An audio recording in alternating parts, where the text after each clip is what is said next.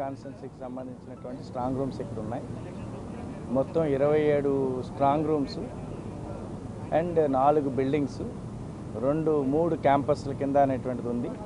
అంతా కూడా అంటే పేరుకి 3 క్యాంపస్లు కానీ అంతా కూడా ఒకే 1 కిలోమీటర్ రేడియస్లోనే అనేటువంటిదే ఉంటుంది. ఇప్పటికే 4 నియోజకవర్గాలకు సంబంధించిన ఈవీఎంస్, వీవీప్యాట్స్ సీలింగ్ ప్రక్రియ పూర్తయింది. విజయవాడకి సంబంధించిన central, Vijayawada west, Vijayawada east and Mylavaram ఈ 4 కూడా సీలింగ్ ప్రక్రియ అబ్జర్వర్ సమక్షంలో మరియు క్యాండిడేట్ సమక్షంలో కంప్లీట్ చేస్తున్నాం.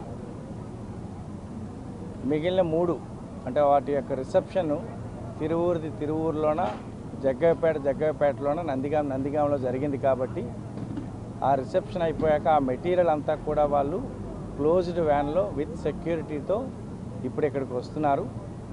ఒక 1 అవర్లో ఇక్కడికి రావడం జరుగుతుంది. ఆ వచ్చిన తర్వాత ప్రాపర్గా మళ్ళీ స్ట్రాంగ్ రూమ్స్లో వాటిని ప్లేస్ చేసి బై 1:30 ఆ టైంలో అనేటువంటి మిగిలిన 3 కూడా అనేటువంటి సీలింగ్ ప్రక్రియ అబ్జర్వర్ సమక్షంలో అనేటువంటి చేయడం జరుగుతుంది. క్యాండిడేట్స్ కూడా ఆ విధంగా కన్వే చేస్తున్నాం. సో ఇక్కడ మేము సీల్ వేయడంతో పాటుగా క్యాండిడేట్స్ ఎవరైనా వస్తే క్యాండిడేట్స్ కూడా వాళ్ళ యొక్క సీల్ అనేటువంటి దానిపైన వేసుకోవచ్చు అని కొంచెం చెప్పాం. కొంతమంది క్యాండిడేట్స్ కూడా యూజ్ చేసుకుంటున్నారు. ఏదైతే ఈసీఐ చెప్పినటువంటి ఇన్స్ట్రక్షన్స్ ప్రకారంగా పూర్తిగా వెంటిలేటర్స్ కానీ విండోస్ కానీ అన్నీ కూడా ప్రాపర్గా అనేటువంటిది సీల్ చేశాము.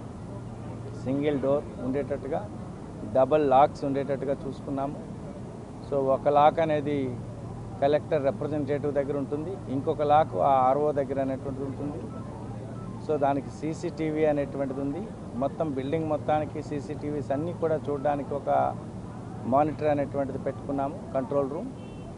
సో ఆ క్యాండిడేట్స్ ఎవరైనా ఒకవేళ రావాలనుకునంటే కూడా అక్కడికి వచ్చి ప్రతిరోజు కూడా ఆ మానిటర్లో ప్రాసెస్ అంతా కూడా ఎలా ఉంది ఏంటి అనేటువంటిది ఉదయం నుండి గత 2-3 రోజుల నుండి ఏమైనా ఒకవేళ అక్కడ జరిగిన యాక్టివిటీస్ని కూడా రికార్డెడ్గా చూడాలనుకో కూడా చూసుకోవచ్చు.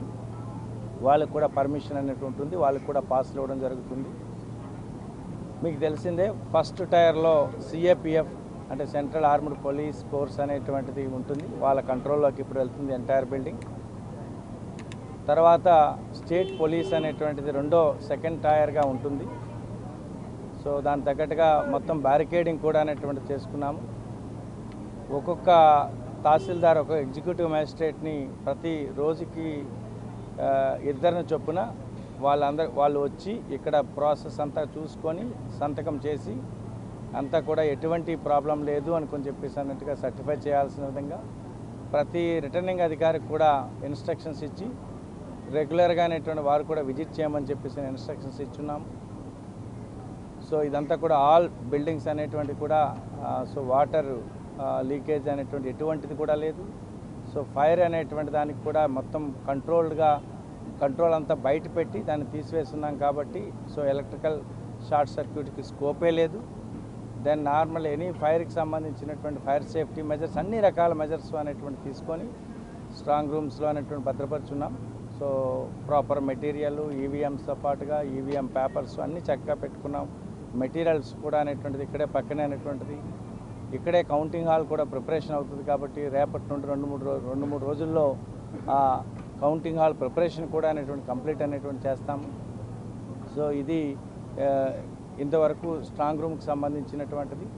సో పర్సంటేజ్ కూడా ఆల్మోస్ట్ ఒక 80% వరకు అనేటువంటి ఉన్న 80.11. ఐ థింక్ ఎగ్జాక్ట్ ఫిగర్స్ అనేటువంటి ఒక 1 అవర్లో అనేటువంటి ఇవ్వగలుగుతాం.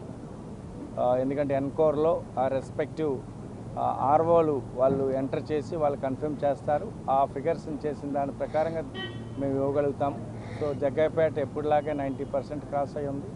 వెస్ట్ కాన్స్టిట్యున్సీ ఎప్పటిలాగే కొంచెం తక్కువ ఈ 66.5%తో అనేటువంటి ఉంది. మిగిలినవన్నీ కూడా ఇన్ బిట్వీన్ 70+లో మిగిలిన సిటీలో ఉన్న 2, ఒక 85+లో అనేటువంటివి మనకి Mylavaram and Tiruvuru and Jaggayyapeta.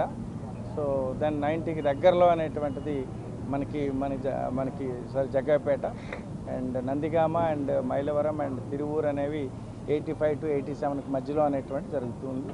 So that's the percentage. Actual percentage కూడా మేము ఇప్పుడు సిఇఓ గారికి సబ్మిట్ చేస్తాం. అది అయినాక అనేటువంటిది మీడియాకు కూడా ఖచ్చితంగా దాన్ని కమ్యూనికేట్ చేస్తాం. పొలిటికల్ పార్టీస్ కూడా అడుగుతాం, వాళ్ళకి కూడా కమ్యూనికేట్ చేస్తాం. For more videos like this, subscribe Big TV channel.